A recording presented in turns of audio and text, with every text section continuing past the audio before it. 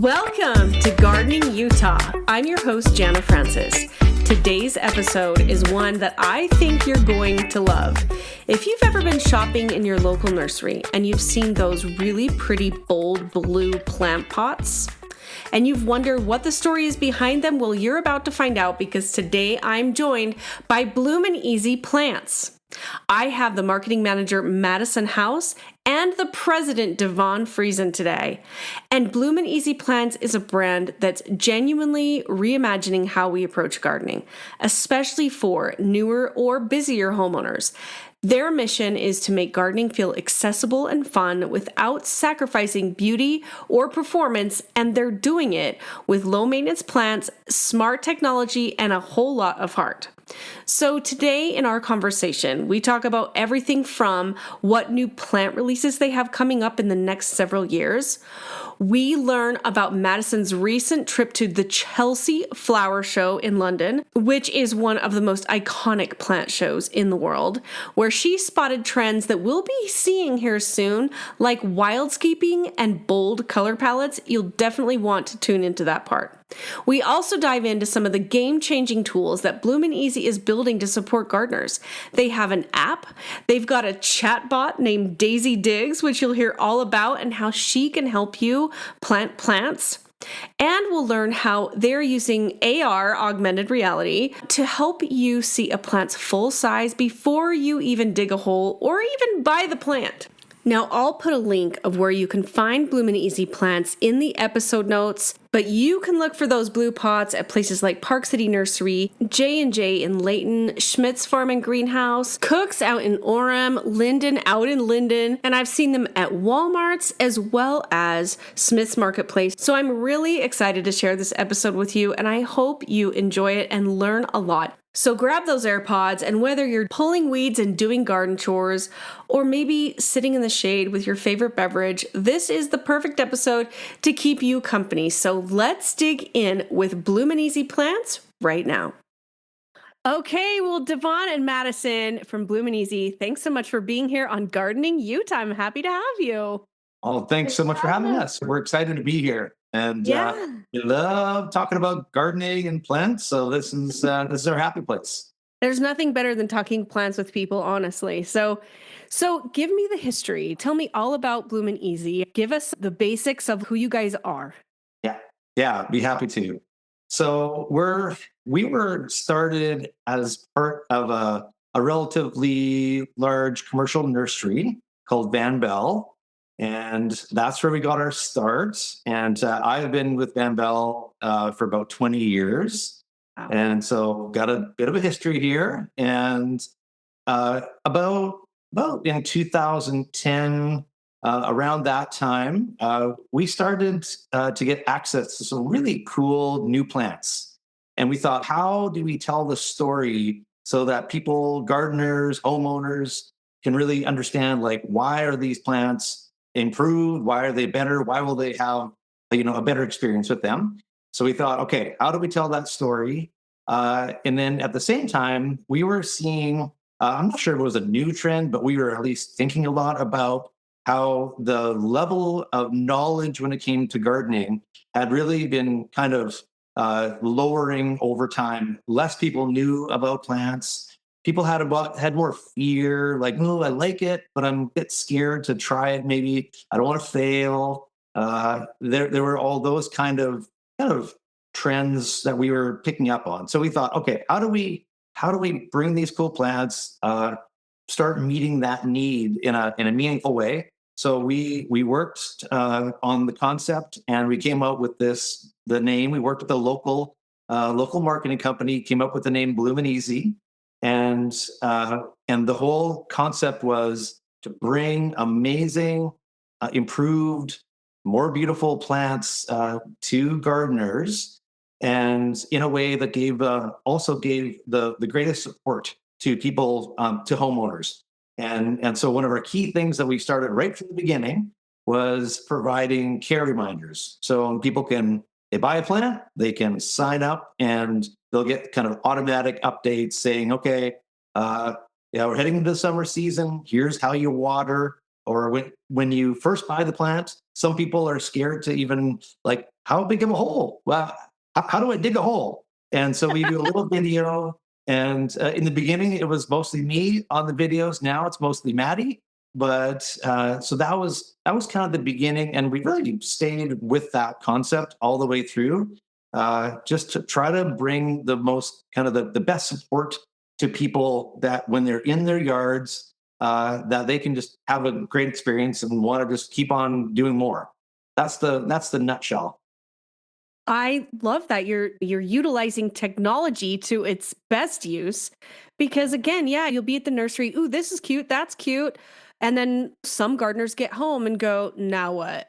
Now Yeah. what do I do? And you're really kind of catering toward a beginner gardener, if you will. And also with improved plants, any busy homeowner that's a gardener that, may go, oh, this is a better variety of that salvia or whatever. Yeah, you're absolutely right. That's we do think about that beginner, novice, or somebody that has some level of at least interest, and we think like, how can we just make their experience better? But the plants that we offer, they are really they're cool enough that even the most experienced into it gardener will want to get these plants as well. So yeah, and it kind of works for the whole spectrum. I love that. I've noticed also that your website is packed with information. Yeah, we actually this year launched our new chatbot, Daisy Digs, which we're really excited about. So you can ask her gardening questions, and she's backfilled with all of our information. So we stand by everything that she says. So actually, before we got on this call, I searched best plants for Utah, and she spit out a list for us. So it seems pretty on. She seems pretty on point there. Let's hear it. Do you have it in front of you? I do. I can read it to you. Yeah. So we have our private jet arborvitae, which is our fastest growing calmer evergreen, firefly, bush honeysuckle, a deer villa, a couple hardy hydrangeas. So one of our newest ones, Bouncy, that we're really excited about, doesn't flop. So I know you guys can have some ugly winters, same as us. So there's no breaking on the branches. It'll stay upright. And then, of course, pineapple pop rocks, Aspirea. This is one of my favorites. The really, really chartreuse foliage with the hot pink flowers. That one will do really well in your area as well.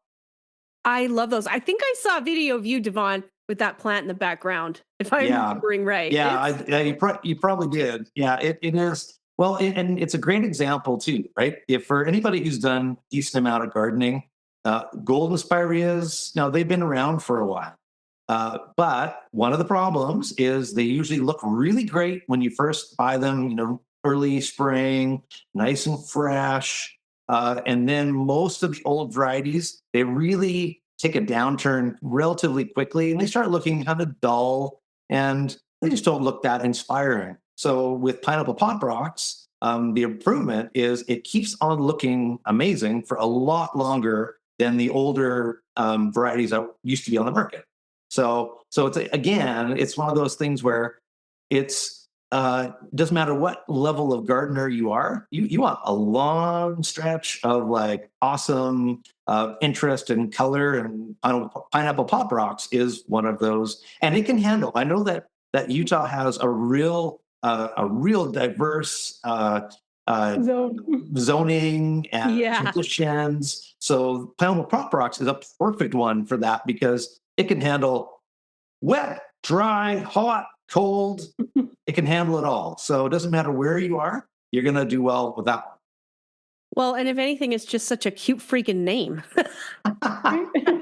Yeah, we do work really hard. Maddie and the team, all of our team of marketers, we spend time on this pretty much every day of the year. We're thinking about, what's a cool name? Because we're constantly trialing new varieties, bringing them into the program.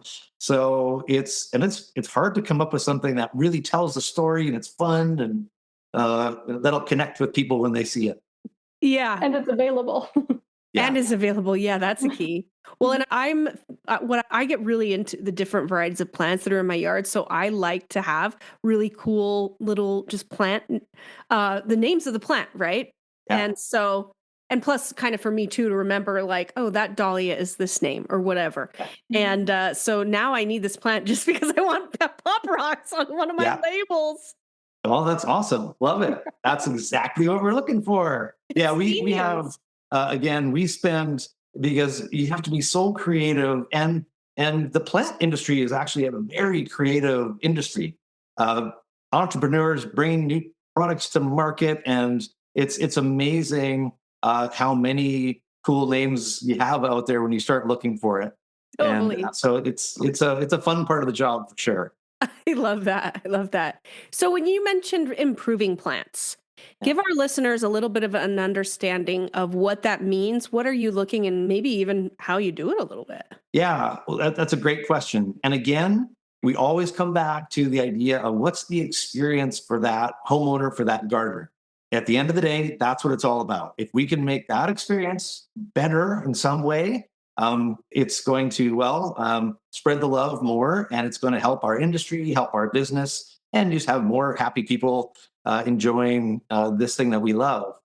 And so when we're looking for improvements, some of the obvious things, well, we want some new cool colors. Like we have a new dianthus, which we call Glamour Time, and it's from an American breeder, and it is absolutely stunning. I mean, there are a lot of dianthus on the market, but this one, it grows better than any we've seen. The flowers are this bright color of bubblegum pink that, and there's lots of pinks out there, but this one, it really does still cut through, break through, and you see it and you go, like, what is that? You look over there and you say, what plant is this? And it avoids the other problems that a lot of older genetics, older varieties have, where they split in the middle.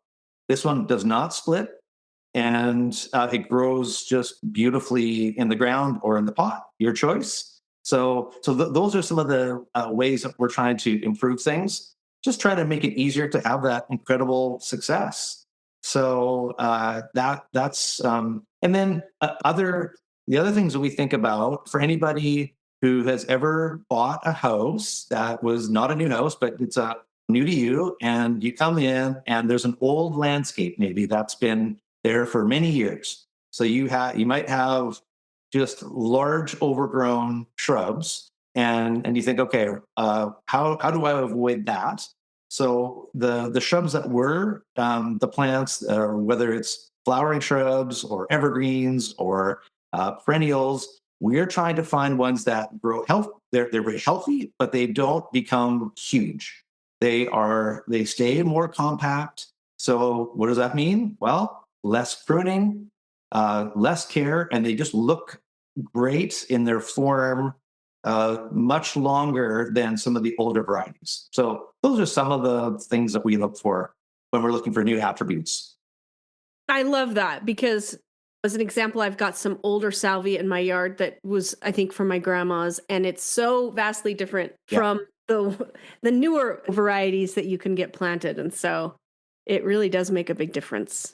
It makes a huge difference. And another big thing that I think anybody who's into gardening at all cares about is the health of the plant. So we are also really looking for plants that do not require any extra spraying. They just need the most basic care. They need water. They want some mulch. They want some good soil. They want to be planted where, if they're a sunny plant, well, plant them where the sun shines. If they're a shady plant, so they need the basics. But we want them to be, they are selected for health. We actually just, and maybe Maddie, you can speak to this, but we just released some brand new phlox.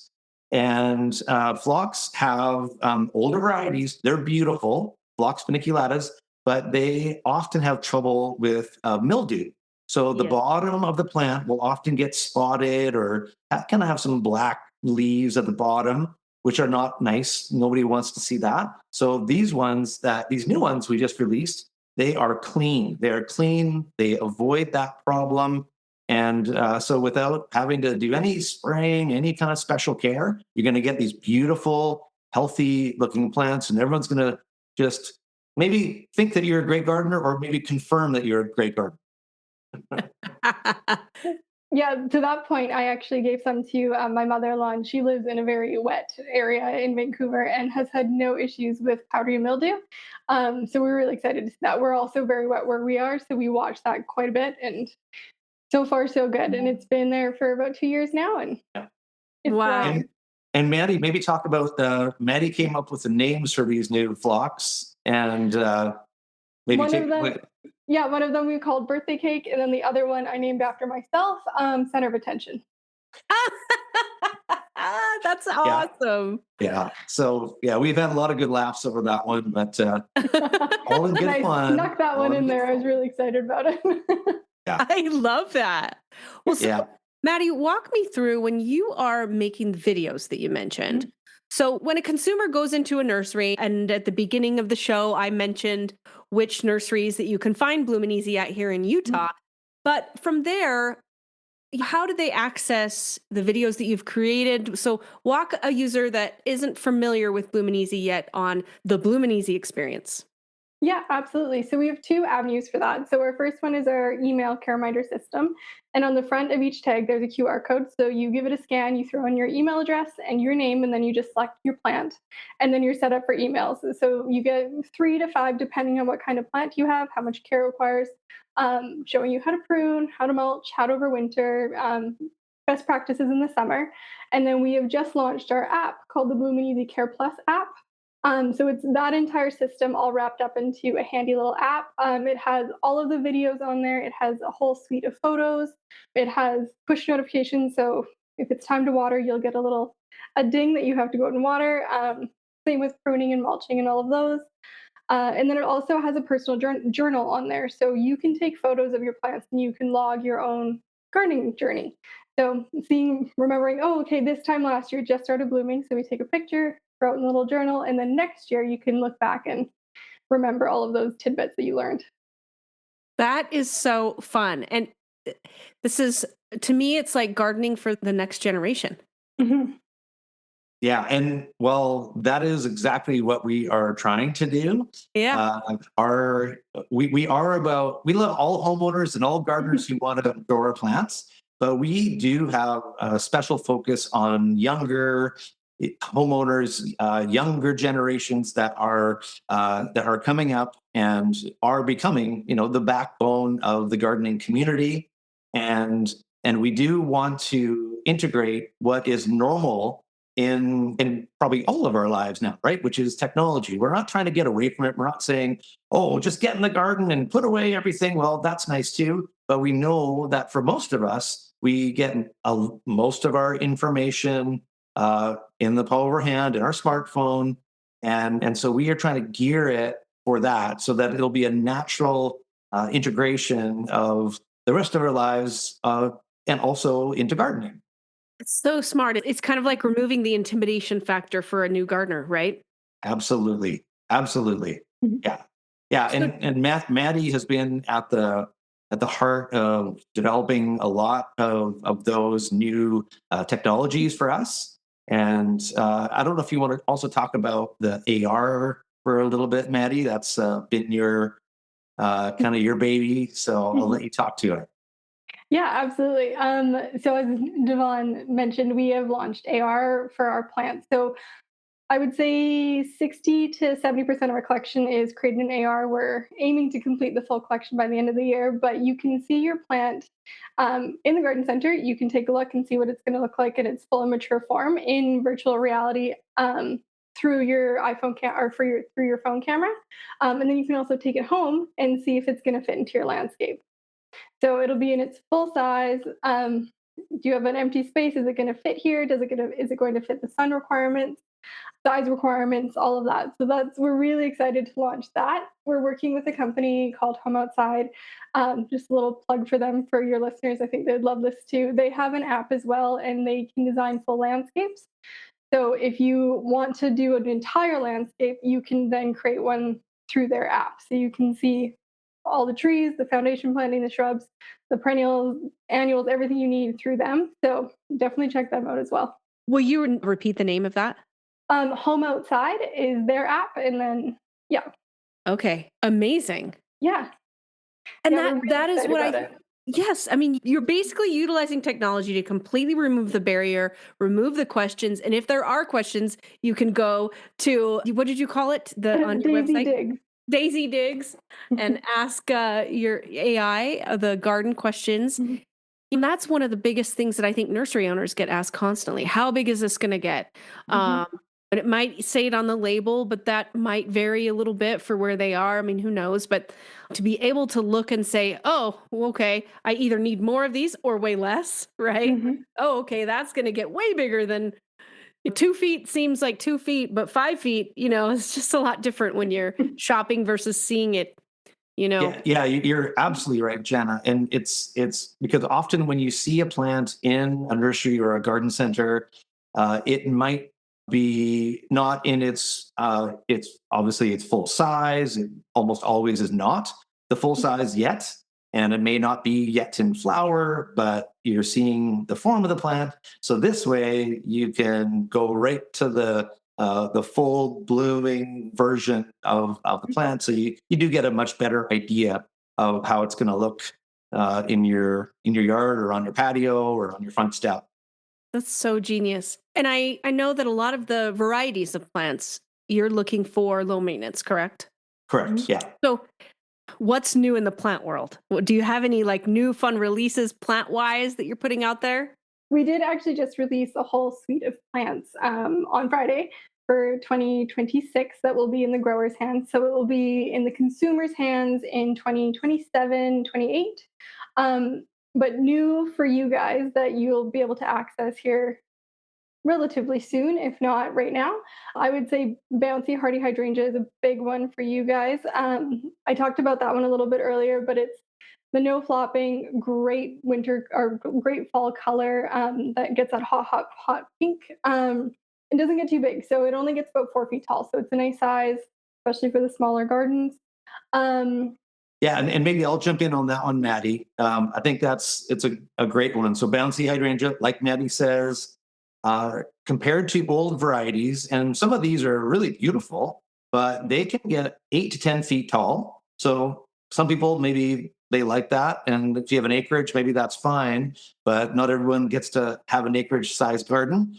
So bouncy, it'll get to like Maddie said, 4 or 5 feet and then also older varieties at the end of the summer they would often just turn brown. The blooms Yeah. would just go from looking beautiful, and then all of a sudden it's like, ooh, those are brown. You want to get rid of them. They don't look nice. These bouncy and some of the newest varieties, they turn pink and red when they are aging into their classic colors, we say, or their antique colors. So again, even when they're sort of done blooming, you'll get another month of like beautiful colors compared to just the old school kind of brown spent blooms. So that's a perfect one to look for out in the marketplace.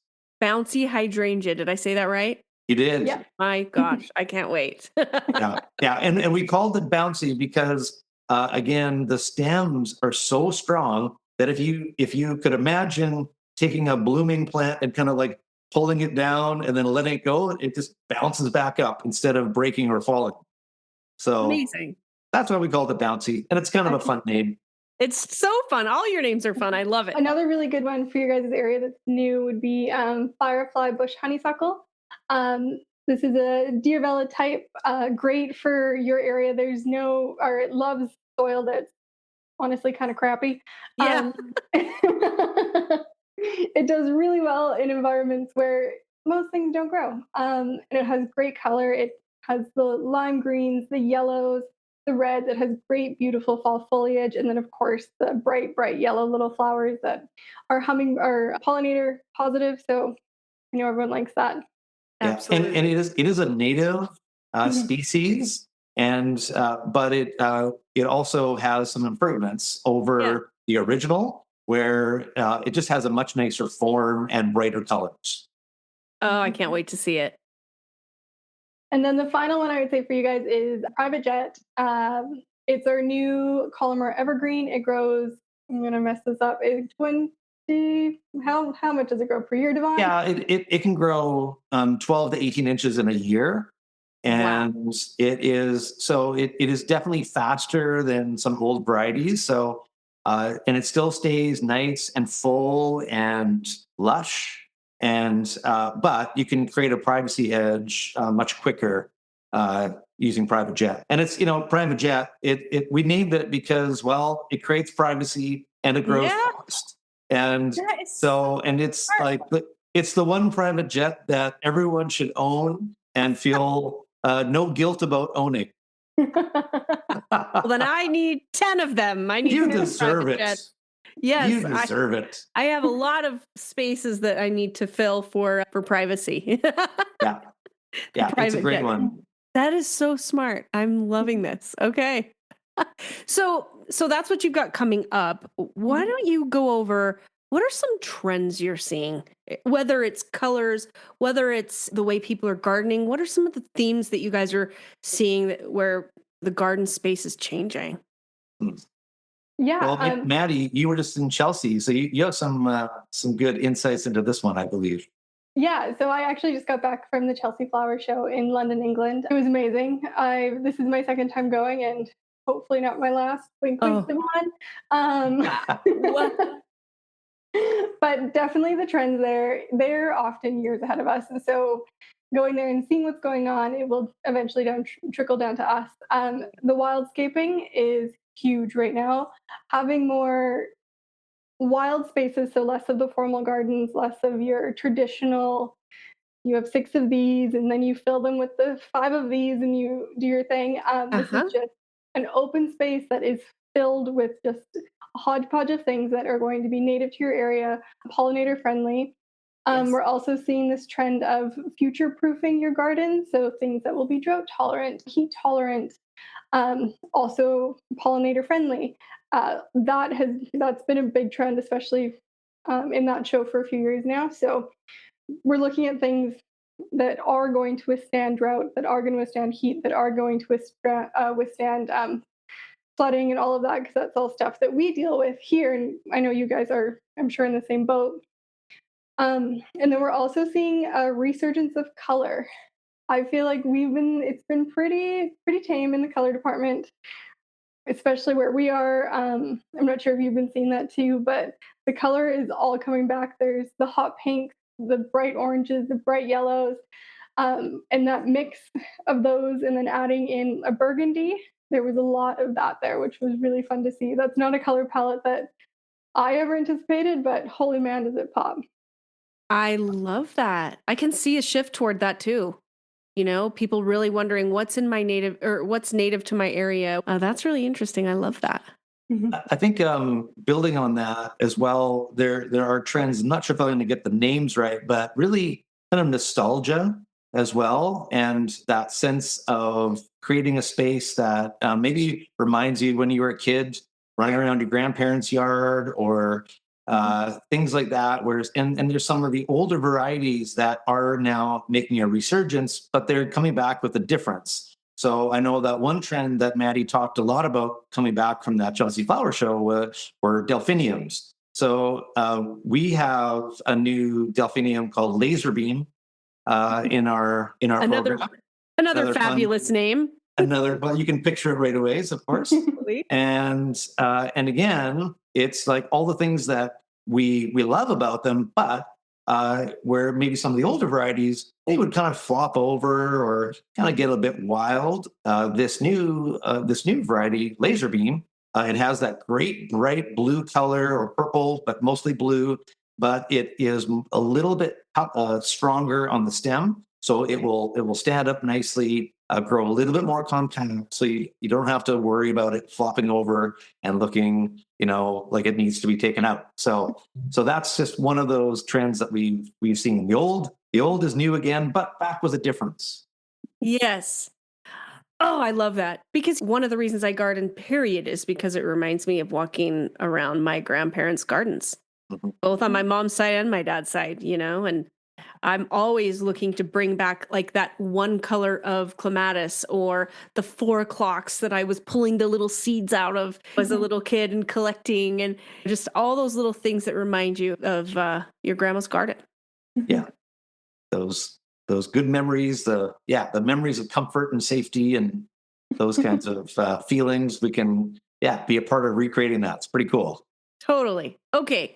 So personally, for both of you, all right. So I think I remember Madison mentioning that you did not come from a horticulture background. So it's interesting to me, okay, how did you end up with these amazing careers at a phenomenal company? So tell me both of your stories there. Sure. So I actually did my undergrad in art history, and then I did my postgrad in marketing in London in the UK. And then I came back to Canada during COVID because everyone had to go home. So I was finishing up my master's, looking for a career, looking for a job, and this one came across my my computer, and I was like, okay. Well, I'm not a gardener, but my mom was a gardener, so I have a lot of knowledge through osmosis from her. It's right up my alley. There's a ton of creativity involved. You get to be on camera all the time and talk to people, which I do enjoy as well. So I applied for the job. Somehow they hired me. They might still be regretting that, but I'm still here 4 years later. I really just fell into it head first, and it's been a learning curve every single day. And there's so much knowledge from the people around me in this office that I've been learning from, understanding. And then every time I have a question, I call my mom, specifically about plants. Okay, so what do you know about this one, Mom? Like, tell me your thoughts. How have you used it? What applications have you used it in? So it's been a lot of fun, and it's been a whirlwind for sure. That is awesome. And just for the listeners to know, as I'm talking to Madison, her background is all plants. So she lives it and breathes it. I fully embrace. I love a theme, and I'm all in on this theme. Love it. All right, DeVonne, let's hear it. For me, I grew up with an appreciation of plants, but I think it was probably more the vegetable garden. My mom. We grew up on. I grew up on a little hobby farm. My dad was actually a banker, but we had a little hobby farm, and we had a big garden. So I loved coming home from school, and before I went inside, I would stop in the garden, when the season was on, and grab some carrots, grab some peas, maybe even a kohlrabi, like the kohlrabi, deeper cut there, I think. But yes, it is. I'm not sure if anybody grows those anymore. But I am right now. Oh, there you go. Perfect. Yeah. So it was more that at the beginning, and then so for me, I actually my degrees are in English literature. So I did an undergrad in that. I did a master's in English lit. I was headed toward academia and realized that I didn't want to be alone in a library that many hours. I love talking to people. I love moving around. So I ended up trying to figure out, okay, well, what am I going to do now with my life? I ended up going back and getting into marketing and communications. And I was the communications director at a university for a number of years before coming to Belle Nursery. And I had a friend who asked me if I knew anybody that might want to come work at this place called Belle Nursery. And I was like, you know what, I'm ready for a change. And so I came here, and the owners, one of the owners that was taking over from his dad, who's same age as me, he said, well, you don't know anything about plants yet, but we can teach you that. We like who you are, what you bring. So that's kind of how I got into plants, into working at a place that sells plants. Over the years, I have developed a very deep love and appreciation for plants. It is such a privilege for me to be in this kind of job because, well, hey, here's a day where we're talking to you across the country. We're talking about these beautiful things that can make the world a better place. We believe it, and that can help bring people together. And so that there's so many positive things about it. And over time, in my role, I think of myself as a prosumer. So I know a lot more than the average person does about plants. I've learned a lot from my years in the industry, and from being able to go. I travel around the world, meeting breeders of new plants, And so it's a real privilege. But ultimately, I love being with people, and I love storytelling, and I love to connect people with these, to help, and Maddie and I do this together in many ways, where we're trying to inspire people to again get past any barriers and to be able to enjoy just that simple beauty of being able to take a plant home, see it grow, have it in your backyard, hang out with your friends and family on a nice late spring evening. And it's a part of a life that is better because of plants. So I don't know. I'm not sure if I did a full circle there, but yeah, you did. But, well, you answered a couple more questions that I was going to ask anyway. So that was lovely. That was lovely. And it also leads me to another question that I wanted to ask you. Okay. So you mentioned going to incredible places, right? Yeah. To be able to check out things like I'm assuming massive growers and greenhouses. Give me a couple places that are just your absolute favorites and why. Yeah, absolutely. Well, I just returned from the Netherlands a few weeks ago. And if you've ever been there or seen the pictures, it is a plant-centric country. Many people, if not all, have some immediate connection with the plant industry in some form or another. If you're in Hollywood, well, you probably have some connection with acting or movies on some level, or someone. In the Netherlands, it's plants. It is the epicenter, in my opinion, of the plant world. Yeah. And so there's a lot of many generations deep of breeding, and these companies, these people that have grown up for many generations growing lavender or roses or you name it, tulips, of course, always tulips. Yeah. But it is so being there is really quite incredible to see what's really fresh and new, and you can see a lot. So if you're ever interested, and I know Maddie, a few years ago you went to Floriade there, which is really it is targeted at regular gardeners, not industry people. So it's to really see what is the newest when it comes to plants and beautiful ornamentals for your yard. So I would say the Netherlands is probably my favorite, but I also love. I've had a chance to spend a fair bit of time in France. There's a lot of good work being done there, and different climates, and actually probably parts of France would be closer to Utah than the Netherlands, where they've got a lot of sun and more extreme temperatures, I think. Yes. And then the other spot that probably has some application too that I really loved is Australia. So bringing plants, we are bringing a lot of plants over from Australia that will be a nice fit for the Utah landscape. So yeah. I love that you said that because I'm pointing to a book. Do you know Costa? Yeah. Okay, so Costa mailed me that book. Oh, wow. Yeah, that's Costa's book, Costa's World. Okay. And I love Costa. For those that don't know, he's the host of Gardening Australia, and he's an absolute legend. Yeah.